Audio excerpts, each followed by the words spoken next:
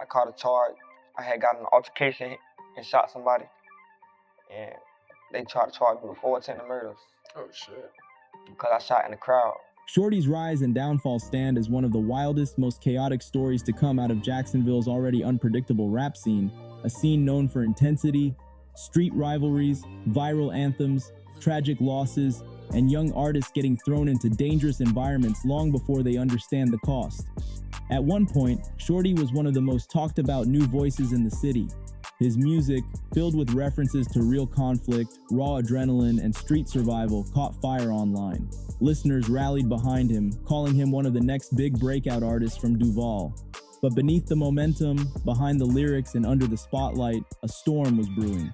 Old beefs, neighborhood tensions, and ongoing investigations followed him everywhere. His career became a sprint, not a marathon, a race against the streets and against the system, with both sides closing in. Fans remember when his name first started circulating on social media, when reaction channels began breaking down every bar, every reference, every Instagram post. Music wasn't just music, it was a reflection of the city's real pressure. Some listeners praised him for authenticity, others warned that the lifestyle behind the lyrics would turn into a trap he couldn't escape. And yet with every release, his buzz grew, his fan base expanded outside Florida, his visuals hit millions, his energy snapped through screens and told the world he wasn't just another Jacksonville rapper. All the people that I looked up to that influenced me to do the stuff that I do, they're locked up. So it's like, what made me think I'm different? He was one of the central characters in a storyline that had already taken too many young lives. But as with many artists navigating that environment, the tension between art and reality began closing in. Online commentators revisited incidents tied to Jacksonville's deep-rooted feuds, trying to piece together who was beefing with who, what each lyric meant, and how far things had escalated. It wasn't long before Kshordy's name kept appearing in those discussions alongside other respected figures, including rival artists and crews tied to years of neighborhood conflict. When he got killed, it wasn't for him. Like, and that's just me being real. Like, before he died, a week before he died, I called him on the jail phone, and I say, I see you out there. If you turn, I see you with Julio, you doing, I was like, but don't get caught up in that, bro. I was like, you know how bad they want him. They'll get anybody just to hurt him. Then came the first wave of legal trouble, a moment that changed everything for him. Allegations emerged surrounding multiple shootings, attempted hits, and surveillance footage that prosecutors claimed connected him to violent incidents around the city. Although every detail presented online was based on public statements, police reports, and court filings, fans still debated them heavily. Nothing felt clear, nothing felt simple. Everything surrounding his situation felt tangled in street rumors, partial evidence, and conflicting accounts from different sides. What made the story even more intense was how young he was when all of this was happening. One minute he was going viral, the next he was sitting behind bars facing serious charges that commentators said could end his career permanently. His supporters argued the system targeted rising artists disproportionately. Others argued that the streets had been chasing him long before the fame arrived. Either way, his trajectory switched instantly, from rising star to central figure in one of the most discussed Jacksonville legal sagas. The rise was fast, the fall was even faster, and the chaos was only beginning. As Kshordy's case began unfolding, the internet revisited every major street incident linked to Jacksonville's rap tensions. One name that constantly appeared in conversations was Lil Bibby, a young figure whose death became a major turning point in the city's ongoing feuds. While Kshordy was never publicly confirmed as being responsible for anything related to that situation, fans and bloggers speculated heavily, often blending rumors with reality. But what was clear, documented through news reports and police briefings, was that the city had been spiraling with violence long before Kshordy blew up. The environment was already unstable, and by the time his music gained traction, several crews were locked into rivalries that kept escalating. This is where online discussions say Kshordy became one of the most visible players in the unfolding saga. He survived multiple shootings, events documented by authorities as targeted incidents tied to ongoing disputes. Supporters saw these moments as proof that the young rapper was being hunted by circumstances bigger than him. Critics saw them as indicators that the lifestyle surrounding him was catching up. But no matter which perspective someone took, one fact remained. The danger around him was real, and it followed him relentlessly. Meanwhile, Foolio, another major figure in Jacksonville's rap landscape, continued dropping music that referenced the same neighborhoods and conflicts. Fans often pitted their discographies against one another, treating their beef like a storyline unfolding through diss records, Instagram lives, and reaction videos. At times, the tension spilled into real-world incidents that investigators linked back to the feuding camps. Whether directly involved or not, Kshordy's name was always pulled into the discussion because of his proximity to the environment, the people, and the narrative shaping Jacksonville drill. The city's rap scene became a battlefield where music and reality blurred, and the moment any artist gained traction, consequences followed, from fans, from rivals, and from authorities monitoring the situation. Kshordy found himself in that crossfire. What could have been a breakout career turned into a growing list of allegations, police encounters, and courtroom appearances. Things intensified when prosecutors presented evidence tying him to a gas station shooting, a dramatic, brazen incident that became a focal point of his legal troubles. Surveillance clips circulated online through news broadcasts, and the internet tried playing detective. Commentators pointed out inconsistencies. Supporters raised questions about the footage. Analysts broke down timelines, but the prosecution remained firm. By the time the case gained national attention, Kshordy's image had shifted. Instead of being seen as a rising star, he was treated like the face of Jacksonville's street chaos. His music stopped being entertainment and became what prosecutors labeled as evidence of a mindset. The gas station incident was painted as the turning point, the moment he crossed into a battle he couldn't walk away from.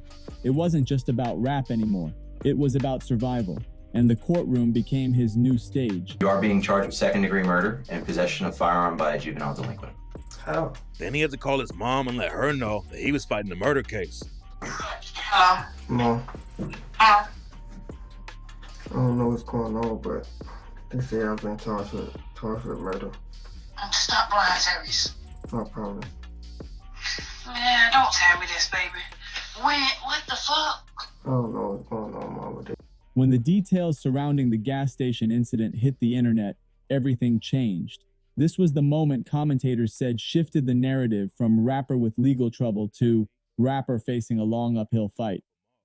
According to public reports, prosecutors alleged that Kshordy was involved in a confrontation that escalated rapidly, ending in gunfire captured on security cameras. Was it true that they call you Simone Salem? In the jailhouse. I'm sorry, say what? In the jailhouse, they call you Send him home Salem. Send him home, Salem? I guess. The footage became a centerpiece of the case, replayed, analyzed, and debated by everyone from local journalists to hip-hop reaction channels across YouTube. The internet is ruthless when it comes to viral cases. Every second of footage becomes a clue. Every frame turns into evidence. Every movement turns into speculation. And because Jacksonville's rap scene has been in the spotlight for years, anything tied to a rapper instantly becomes national news. The footage circulating wasn't just treated as an isolated incident, it became part of a bigger story. A story fans associated with years of rising tension in the city's drill wars. Around this time, rumors surfaced claiming that Kshordy had cooperated with authorities in unrelated situations. These claims spread rapidly, fueled by bloggers and rival fans, but none of those allegations were ever confirmed by courts or official documents. Still, the speculation affected public perception dramatically. Hip-hop is a culture where allegations alone, even unproven, can stain reputations. The internet doesn't wait for clarity. It runs with whatever generates the most conversation. And for someone already fighting serious charges, the added rumor cloud only complicated his image further. When clips from interviews and jail calls surfaced online, fans analyzed every sentence for hidden meaning. Supporters insisted that the rumor was nothing but an attack by rivals. Critics said the situation looked suspicious. Neutral viewers said they needed clear proof before believing anything. But the debate kept raging, proving how quickly narratives form in today's digital age. Truth becomes secondary to whatever story travels fastest. Meanwhile, in the courtroom, a different battle was unfolding, one that had nothing to do with internet commentary. Judges and prosecutors weren't concerned with rumors or rap culture. They were concerned with legal procedures, documented incidents, and prior records. Court filings revealed frustrations from the judge overseeing his case, suggesting that his behavior during proceedings irritated the court. Analysts said this tension contributed heavily to the harsh sentencing he later received. Critics said the courtroom dynamic became emotional. Supporters said the judge was biased. Regardless of opinion, the outcome was undeniable. A 12-year sentence handed down before the biggest trial had even begun, and with another major case still looming, one tied to homicide allegations that were already drawing national media attention, the future became even more uncertain. The gas station moment didn't just lead to charges, it led to a chain reaction that dismantled everything he had built. His career paused, his momentum died, and the streets kept moving without him.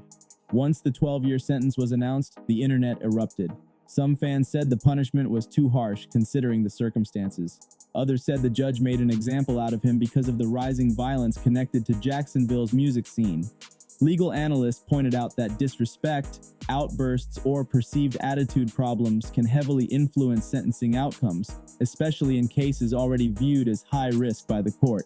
And from the statements made in the hearings, it was clear the judge believed Kshordy wasn't taking the process seriously enough. This wasn't a moment where the legal system showed leniency. This was a moment where it showed frustration. Even though his defense team tried arguing mitigating factors, it didn't matter. The judge set the tone quickly, establishing that behavior in court mattered just as much as the charges presented. Fans who followed the case deeply said this was the moment they realized the larger system wasn't going to give Kshordy any benefit of the doubt. The court treated him like someone they believed was a danger, not a misunderstood artist. And while his 12-year sentence was already a heavy blow, the looming murder trial cast an even darker shadow. Public filings revealed serious accusations surrounding a fatal shooting tied to the Jacksonville conflict, with prosecutors claiming they had substantial evidence. Supporters argued that the case seemed circumstantial. Critics said the details looked damaging, but everyone agreed on one thing. This was the case that would determine his fate permanently. The hip-hop community watched with mixed emotions. They'd seen this pattern before, a young artist from a volatile environment gaining traction, catching the attention of major labels, building a brand, then losing everything due to ongoing street ties and legal complications. Some blamed the system, some blamed the streets, some blamed the environment that created these conditions. Others blamed the music industry for capitalizing on violence instead of protecting rising talent. Jacksonville's rap scene had become infamous because of situations exactly like this. Artists getting locked up, artists losing their lives, artists getting caught in feuds that went far beyond diss tracks. And Kshordy's situation became the latest chapter in that tragic pipeline. To many, his downfall symbolized how fast potential can vanish in a city where past choices collide with present opportunities. Even while behind bars, his music continued streaming. Fans kept posting free Kshordy messages, bloggers kept breaking down new case details, reaction channels revisited his old songs, analyzing bars they missed the first time. But momentum doesn't pause for anyone. The new wave of Jacksonville rappers began rising, filling the vacuum he left behind. The spotlight he once dominated shifted to younger artists hungry for recognition. His story became a warning, a blueprint, a reminder that not every artist escapes the cycle. Today, the narrative surrounding Kshordy is one of tragedy, caution, and questions still waiting for answers. He sits behind bars with a 12-year sentence already secured and a major trial still pending. A trial that will determine whether he ever walks free before middle age. His supporters continue to rally behind him, posting his lyrics, streaming his music, and holding on to hope that the justice system gives him a fair chance. His critics continue pointing at the alleged evidence, saying the streets caught up to him long before the fame ever did. And in the middle of both sides sits a young man whose talent once promised a future far bigger than the life he ended up fighting for. The downfall of Kshordy isn't just a personal story. It's a story about an entire generation of artists trying to navigate trauma, conflict, and survival while the world watches. It's a story about cities where music and violence intertwine so tightly that separating them becomes nearly impossible. It's a story about young rappers who go viral before they mature, who gain fame before gaining peace, who chase success while being chased by a past they never escaped. Jacksonville's rap scene continues to evolve, producing new stars and new controversies, but the shadow of Kshordy's story lingers over the city as a reminder of how quick everything can collapse. His rise showed what he could have been. His downfall showed what the environment wouldn't let him become. Whether he eventually beats the remaining charges or not, one thing is certain. His name will forever be part of Jacksonville's music history. His music captured the rawest emotions of a generation. His legal troubles captured the consequences of living inside an environment fueled by retaliation, and his story will continue to be debated by fans, bloggers, and analysts long after the courtroom doors close. Some believe this is the end. Others insist his comeback will be legendary. But until the legal dust settles, his future remains locked in uncertainty. And that uncertainty is what keeps this story alive. If you enjoyed this deep breakdown, make sure to like this video and subscribe for more raw stories, hip-hop deep dives, and cultural investigations.